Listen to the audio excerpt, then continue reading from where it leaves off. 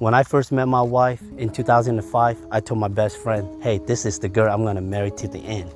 After all said and done, a lot of stuff happened in our relationship. We were long distance for 8 years.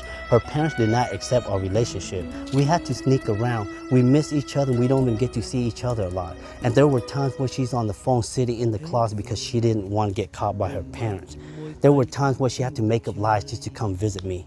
There were times where I had to stand in the bush just to take a picture at her graduation because we don't want to get caught.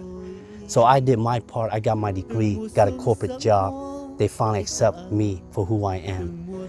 After that day, I asked for their permission to marry my wife. That is one of the most happiest day of my life.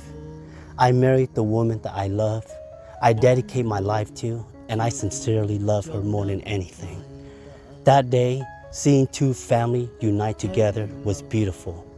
And the day when we had our first child. It was beautiful, it was lovely, but the sad part, we were still long distance because her job was in LA, mine was in Fresno. But God bless us, she got a job in Fresno, and now we are united with blessing with 3 kids. Today, y'all, is our anniversary, 10 years wedding anniversary. It's been a crazy ride, but I wouldn't ride this ride with anyone else besides her.